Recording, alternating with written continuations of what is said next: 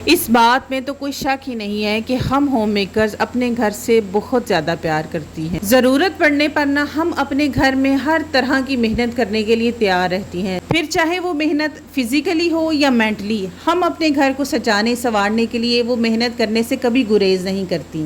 और मैं ये सादा अल्फाज में कहूँ ना तो हम औरतें क्या नहीं कर सकती। हम मिस्त्री भी हैं, हम मज़दूर भी हैं, हम ज़रूरत पड़ने पर कारपेंटर, डॉक्टर, हम बिजली का काम भी कर लेते हैं। क्या काम है जो हम औरतें अपने घर को अच्छा दिखाने, साफ सुथरा रखने में नहीं करते।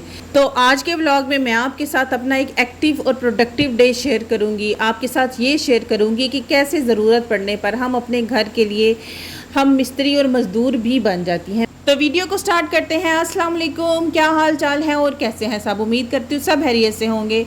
अल्हम्दुलिल्लाह मैं भी ठीक ठाक हूँ। जी हाँ, आप मेरे घर में ना आज वो काम देखेंगे या वो गंद देखेंगे जो एक होम मेकर अपने घर में कभी भी देखना नहीं चाहती। हमें रेनोवेशंस करवाने का, अपने घर को सजाने संवारने का शौक तो बहुत होता है। अच्छा, और ना जब हम मिडिल क्लास औरतें अपनी सेविंग्स में से अपने पैसे बचा कर ना कोई अपने घर का काम करवाती है ना, तो फिर उसकी खुशी का ठिकाना ही कोई नहीं होता। तो मैंने भी ना एक छोटी सी कमेटी डाली थी और जब वो मेरी निकली ना तो मैंने कहा कि मैं इन पैसों को फजूल ज़ाया नहीं करूँगी। और यहाँ पर मैं आप लोगों को भी ये टिप देती जाऊँगी कि अगर आपके पास पैसे हैं या कोई भी एक्स्ट्रा अमाउंट आपके पास पड़ी है ना, तो आपने उनको जोड़ों और जूतों पर ज़ाया नहीं करने। उसकी बजाय आपने कुछ ऐसी चीज़ खरीदनी है जो आपके घर के काम आ जाए, या आप अपने घर की कोई रेनोवेशन करवा लें, या आप कोई गोल्ड अगर खरीद सकती हैं। अगर ज़्यादा पैसे हैं तो आप गोल्ड खरीद लें। और अगर आप कहें कि मैं ससुराल में रहती हूँ तो मैं अपने घर के ऊपर पैसे क्यों लगाऊं, तो फिर वो पैसे आपने, जैसे मैंने कहा कि जोड़ों और जूतों पे नहीं, हाँ कोई गोल्ड की चीज़ खरीद लें या कुछ ऐसी चीज़ खरीदें जो आपके लिए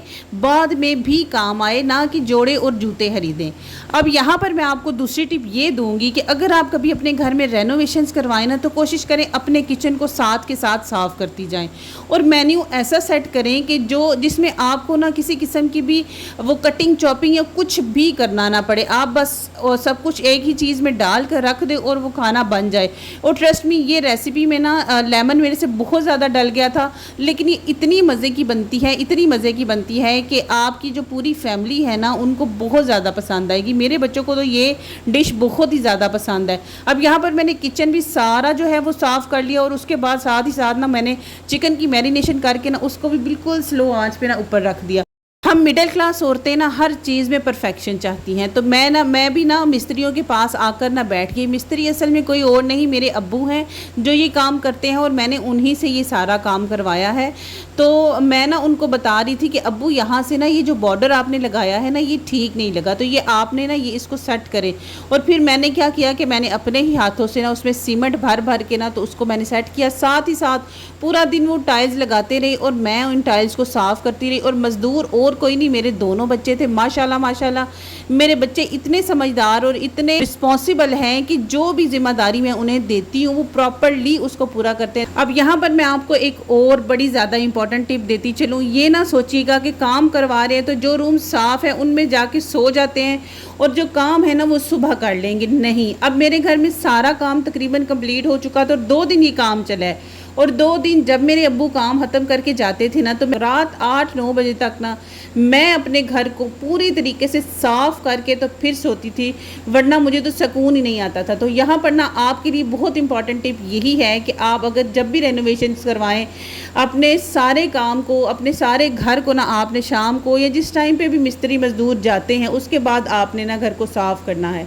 यहाँ पर डस्ट आपको नज़र आ रही है और जो टाइल्स का काम होता है ना ये बड़ा ही डस्ट वाला है। इसमें जो कटिंग का काम है ना बहुत ज़्यादा गंद डाल देता है। और मैं तो आपको सजेस्ट करूँगी कि जब भी कभी आपने ये काम करवाना है ना, अगर आपके घर के बाहर कोई ऐसा खुला एरिया है जैसे कि मैदान है या कोई भी बच्चों का प्ले ग्राउंड है ना, अगर बिल्कुल सामने है तो फिर आप ये काम ना वहाँ पे करवाइएगा। अपने घर के अंदर आपने बिल्कुल भी इस तरह का काम नहीं करवाना, वरना आपके घर की एक एक चीज़ पर इतनी डस्ट और इतनी मिट्टी पड़ेगी कि 4 दिन भी आप करती रहेंगी ना साफ़, तो वो साफ़ नहीं होगा। इतनी ये डस्ट है कि निकलने का नाम ही नहीं लेती। ये जो सीमेंट टाइल्स के साथ लगता है ना, इसको फ़ौरन के फ़ौरन साफ़ ना किया जाए ना तो फिर ये इधर ही जम जाना है इसने, और फिर इसको साफ़ करते उतारते वक्त इतनी मेहनत और टाइम लगेगा। इसलिए मैंने ना सबसे पहले तो इनको पानी डाल के गीला किया सारे सीमेंट को, और उसके बाद फिर मैंने अपनी सीढ़ियों को वॉश कर लिया। आपने पहले देखा मेरी सीढ़ियों की हालत क्या थी और अब कैसी साफ़ सुथरी हो गई हैं। लेकिन अभी भी 2 दिन गुजर जाने के बाद भी इनके ऊपर ना जो ये ब्लैक वाला मार्बल है ना, इसके ऊपर वाइट से स्पॉट्स अभी भी मौजूद हैं। और ये मेरी अम्मी है साथ में ना हेल्प कर रही है। माओं को तो वैसे ही ना बड़ी खुशी हो रही होती है कि उनकी बेटियां जो है अपने घरों में कुछ भी रेनोवेशंस करवा रही हैं।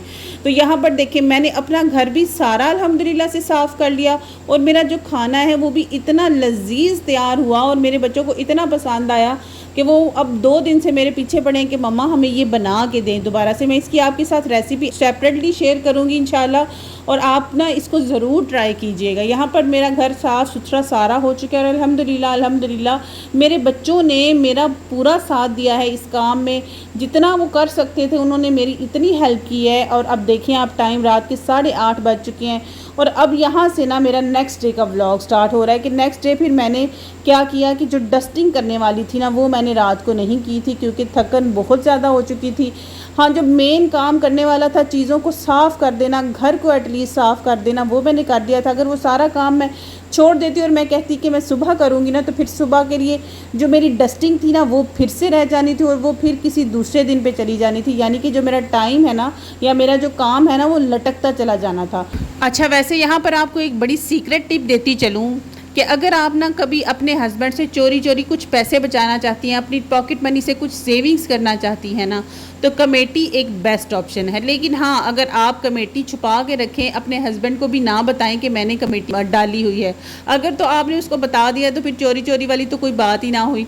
और वैसे भी मैं ये समझती हूँ कि हमें ना अपनी पॉकेट मनी में से कुछ सेविंग्स करके रख लेनी चाहिए जो बाद में हमारे काम आती हैं। और मुझे मेरी लाइफ में ना बहुत ज़्यादा प्रॉब्लम्स सिर्फ इसी वजह से हुई थी कि जब मेरे हस्बैंड ज़िंदा थे ना, तो मैंने कभी पैसों की अहमियत देखी ही नहीं, मैंने कभी पैसों को अहमियत दी ही नहीं। जो पैसा मुझे मिलता था मैं हमेशा उस पैसे को ना फजूल वेस्ट कर दिया करती थी। और जब मेरे हस्बैंड की डेथ हुई ना, तो फिर मुझे अंदाज़ा हुआ कि हाँ, ये अब मुझे वाकई ही उस वक्त में अगर मैंने अच्छी प्लानिंग की होती ना तो आज मेरे काम आती। इसलिए ना हमेशा अपने आप को ना फाइनेंशियली भी स्ट्रॉन्ग करने की कोशिश करती रहा करें। सम टाइम होता है हमें इजाज़त नहीं मिलती जॉब करने की, लेकिन हाँ, हस्बैंड से पॉकेट मनी तो मिलती है और उस पॉकेट मनी से ही हम सेविंग्स कर सकती हैं। तो जैसे कि मैंने आपको बताया कि मैंने अपनी सेविंग्स अपनी कमाई से करके अल्हम्दुलिल्लाह मैंने अपनी कमाई से कुछ सेविंग्स करके ना तो मैंने अपने घर का ये काम करवाया। इसी तरह आप भी कर सकती हैं। आप अपनी सेविंग्स करके अपने जो पैसे हैं ना उनको किसी अच्छी जगह पर यूज़ कर सकती हैं। तो मैंने अपने पिछले व्लॉग में आप लोगों से पूछा था कि अगर आप लोग इंटरेस्टेड हुए कि मैं घर पर क्या काम करती हूँ और आप भी क्या काम है जो घर पर बैठे ही कर सकती हैं, तो मेरी 1-2 बहन ने कमेंट किया कि हमें आप बताइएगा कि वो आप क्या काम करती हैं या हम घर पर बैठे कैसे अर्निंग कर सकते हैं। तो वो मैं ज़रूर आपके साथ शेयर करूँगी इंशाल्लाह अगले व्लॉग में। आज के ब्लॉग के लिए बस इतना ही। घर की रेनोवेशन तो हो गई, लेकिन अपनी जो हालत है ना वो शदीद खराब हो गई थी। और साथ ही साथ नेक्स्ट वीडियो में आपके साथ अपनी समर की स्किन केयर रूटीन भी शेयर करूंगी कि कैसे हम अपना ख्याल रख सकते हैं। तो बस फ्रेंड्स, दुआओं में याद रखिएगा, वीडियो को लाइक शेयर और सब्सक्राइब करना ना भूलिएगा। और इंशाल्लाह आपसे दोबारा मुलाकात होगी अच्छे व्लॉग के साथ। अल्लाह हाफिज़।